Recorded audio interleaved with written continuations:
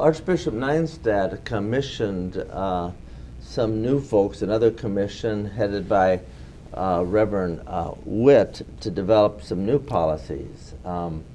As you know, were announced, I think, yesterday, right? Once again, I have not looked carefully. I believe, however, my friends have said there was some sort of announcement on Monday, so it's probably 2 days ago. All right, 2 days ago. Did you decline or refuse to speak to Father Witt and those doing the investigation, the internal investigation of the Archdiocese? Yes or no? Yes, I did say that I was not interested in that time being interviewed. I don't believe it was an internal investigation, but rather an inventory of the practices.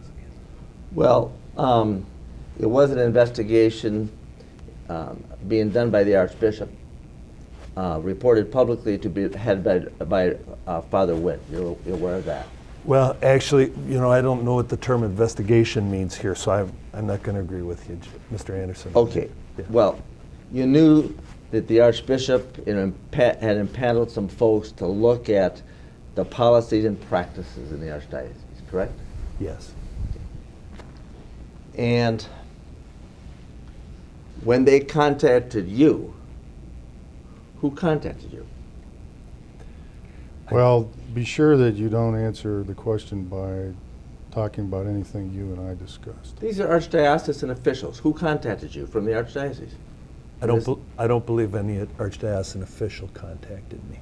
Well, who contacted you that conducted this? I believe one or another of the volunteers on the committee contacted me. I don't recall. When was it? Sometime last fall.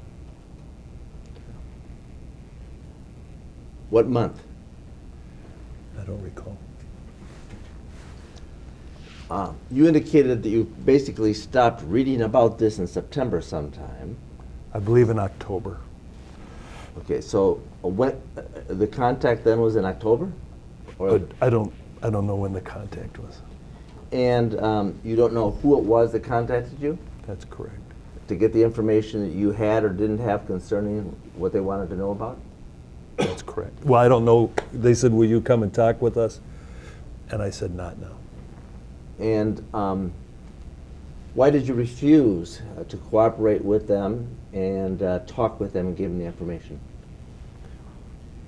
From the very beginning, I felt that there was a media frenzy about all of this. Some of it stirred up by inaccurate statements from yourself.